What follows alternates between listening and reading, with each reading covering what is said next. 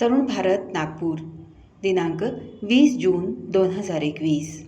मनातला ते सर्व एकवटले, दिव्य तेज येथ प्रकटले. लेखक विवेक घळसासी. अवतार ही कल्पना नीट समजून घेतली नाही तर गडबड होऊ शकते. वरून कोणी येतं आणि सगळं ठाकठीक करून निघून जातं, त्यास सामान्यतः अवतार मानलं जातं. असं मानण्यात चूक काही नाही, पण हे मानणं चुकीचा परिणाम घडवण्याची शक्यता असते.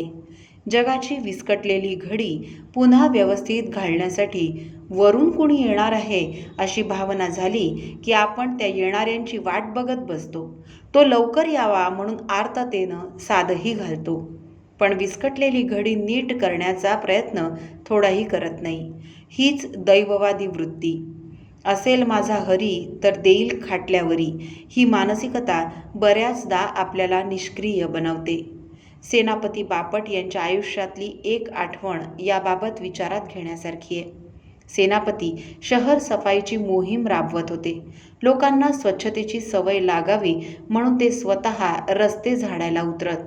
एकदा असंच कोणीतरी त्यांना भेटलं आणि म्हणालं, "अहो सेनापती, 2 दिवस तुम्ही आमच्या भागात आलाच नाहीत. कचरा तर तसाच पडू नये." जणू काही सेनापतींचा अवतार रस्ते झाडण्यासाठीच झाला होता. महायोगी श्री अरविंद यांनी पूर्ण योग आपल्याला दिला. या योगातून संपूर्ण जीवनाचं उन्नयन घडवण्याची वैज्ञानिक पद्धती त्यांनी सांगितली. हा योग नुसतं डोळे मिटून बसणं, समाधीचा अनुभव घेणं यापुरताच नाही. इतकंच काय तर तो मुक्तीसाठीही नाही. लाईफ इज योगा या सूत्रावर पूर्ण योग उभा आहे. आहार, विहार, शुचिता याचा संदर्भ या योगविचारात येतोच, पण व्यायाम आणि उत्तम कर्तव्य पालनाबरोबर श्रमावर आधारित निरपेक्ष सेवाही येते. यातून मन, मेंदू आणि शरीरातील कण कण शुद्ध होतो, पेशी शुद्ध होते. अशा स्थितीत साधकाच्या देहातून एक ऊर्जा वरच्या दिशेनं जाऊ लागते. मानवी ऊर्जेच्या वर जाण्याला श्री अरविंद आरोहण म्हणतात. वर विश्वसंचालक चेतना असते. मानवी ऊर्जा आणि विश्वचेतनेचा संयोग होतो. नंतर त्या उभय चेतना परत मानवी देहाकडे येतात, म्हणजे खाली येतात. यास श्री अरविंद अवतरण असं म्हणतात. हे सूत्र सरळ मांडायचं तर असं म्हणता येईल की ही विश्वचेतना मानवी देहात पूर्ण रूपात येणं हाच अवतार. समजा आपण कसलेच प्रयत्न केले नाहीत, श्रम नाही, सेवा नाही, स्वावलंबन नाही, साधन नाही की शुचिता देखील नाही, तर विश्वचेतनेचं अवतरण होणारच नाही. ऊर्जेला क्रियाशक्तीत परिवर्तित करण्यासाठी माध्यम लागतं. ज्या स्त्री पुरुषांनी असं माध्यम बनण्यासाठी स्वतःच्या आयुष्यात साधना केली, त्यांच्याद्वारे महान कार्य झाली आणि त्यांनाच आपण अवतारी स्त्री पुरुष असं म्हणतो. विश्व विस्कटावं, तिथे गोंधळ माजावा असं विश्वचेतनेला कधीच वाटत नसणार, पण स्वार्थ, सुखासीनता, भोग अशा दुष्प्रवृत्तींनी माणूस विश्वाचं पर्यावरण बिघडवतो, विस्कटवतो. मानवनिर्मित हे नुकसान जेवढं असतं तेवढं ते ठीकठाक करण्यासाठी हे अवतार घडतात असा अनुभव आहे. दशावतारांच्या रूपकातून आपल्या परंपरेनं हेच आपल्याला समजावून सांगण्याचा प्रयत्न केला, पण आपण सोयीनं, सवयीनं हातावर हात ठेवून येणाऱ्याची वाट बघत बसलो आणि पुरुषार्थाची पार वाट लावली. या अवतार प्रसंगांनी आमची चेतना जागवण्यासाठी दिशा दिली, पण आम्ही तीही समजावून घेतली नाही. देव राक्षसांची समुद्रमंथनाची गोष्ट. समुद्र घुसळण्यासाठी पर्वताची रवी केली होती, पण तिला खाली आधारच नव्हता, म्हणून मंथन होतच नव्हतं. विश्वचेतना कासव बनून अवतरित झाली. हीच चेतना कधी मासा झाली, कधी बटू वामन झाली, नृसिंह झाली, श्रीराम झाली, श्रीकृष्ण झाली. या सर्व अवतरणात एक एक उन्नत उद्देश पूर्ण करण्यासाठी आवश्यक ती गुणवत्ताही प्रकट झाली. श्रीराम, श्रीकृष्ण यांच्या रूपात ती पूर्णत्वानं प्रकट झाली, तर इतर अवतारात काही अंशात ती व्यक्त झाली. यातूनच अंशावतार, पूर्णावतार असे प्रकारही घडले.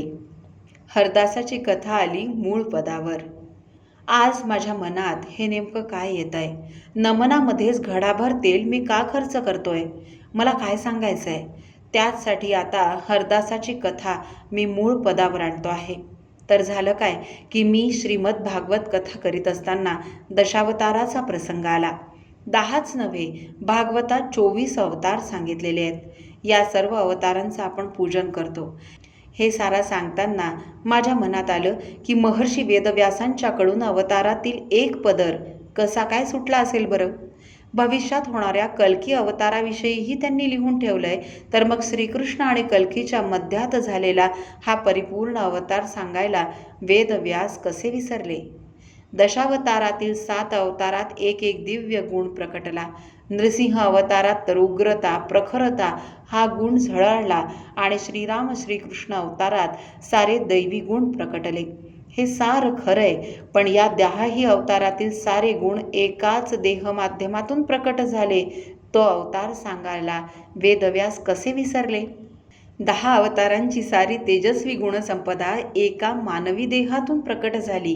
म्हणूनच मी म्हटलं, ते सर्व एकवटले दिव्य तेज येथ प्रकटले. ते मी या पुण्यवशे नमिले पूर्ण रूप. तुमची, माझी, आपणा सर्वांची पूर्व पुण्याई थोर, म्हणून या पूर्ण रूप महापुरुषाच्या कुळात आपण जन्मलो आहोत. त्याचंच रक्त आपणा सर्वांच्या धमन्यांतून निरंतर वाहत आहे. आषाढाची चाहूल लागली की वारकऱ्यांच्या मनात जसं पंढरीरायाचं सावळं सुंदर रूप दिसू लागतं, तसंच ज्येष्ठ मास आला की त्या अवतारी पुरुषानं घडवलेल्या चमत्काराचा अविस्मरणीय प्रसंग डोळ्यांसमोर साकार होतो.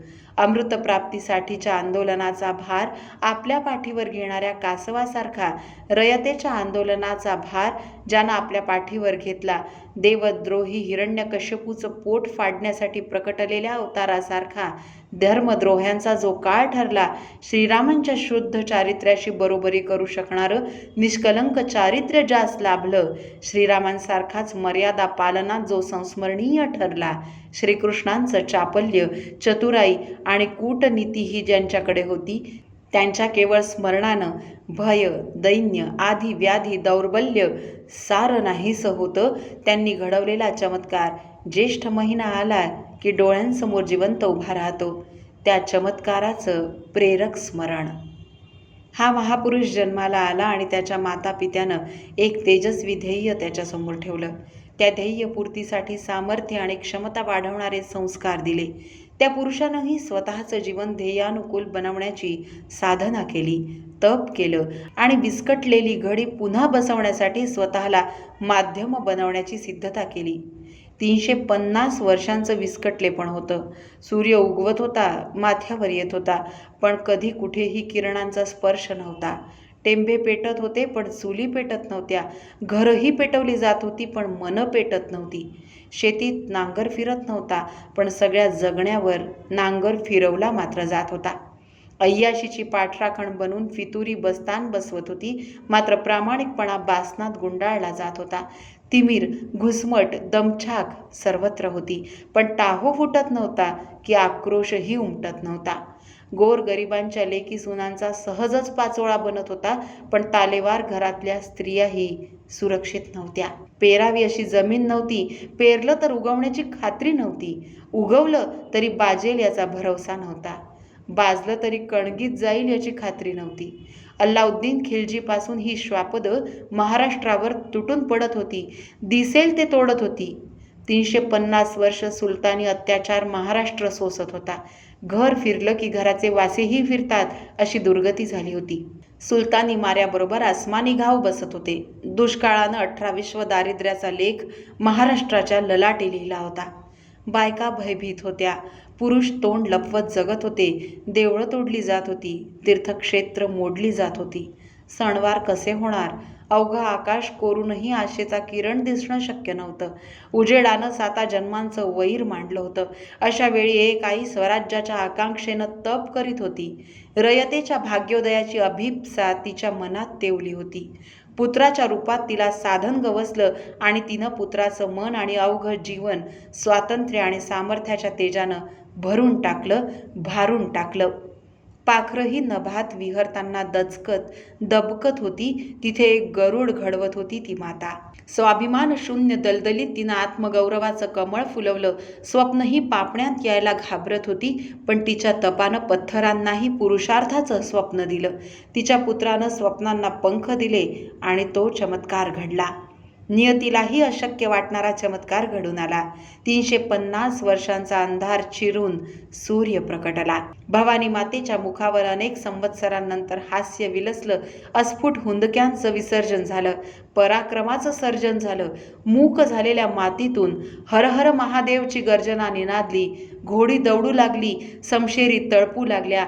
निर्धाराची फत्ते झाली आणि आनंदानं शहारलेला सह्यागिरी ललकारी देऊ लागला. ऐका हो, तुटले परदास्याचे बंध, धूम धडाड धूम रायगडावर नाद. रायगडाचा माथा उन्नत झाला. रानटी शाह्या हादरल्या. तो चमत्कार घडला ज्येष्ठ शुद्ध त्रयोदशीला. श्री नृप शालिवाहन शके 1596. श्री शिवशकाचा प्रारंभ झाला. आनंद नाम संवत्सर. या संवत्सरात सर्वत्र आनंदाची वृष्टी झाली. रयतेचा राजा सिंहासनाधीश्वर छत्रपती झाला. हिंदू साम्राज्याचा सूर्योदय झाला. हे राज्य व्हावे ही तो श्रींची इच्छा. या उद्गारातून देवकार्य सफल झाल्याचं जगाला कळालं. एका युगपुरुषाचा राज्याभिषेक झाला. शिवाजी, शहाजी, भोसले छत्रपती झाले.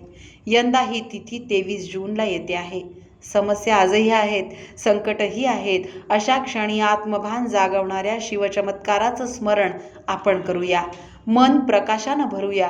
निर्धारानं शिवपथ धरूया. या राष्ट्रीय व्रताचा एकच महामंत्र आहे, छत्रपती शिवाजी महाराज की जय. तोच जपत हा दिवस साजरा करूया. मनातला या सदरातील विवेक घळसासी यांचा हा लेख आपण तरुणभारत.net या संकेतस्थळावरही ऐकू शकता.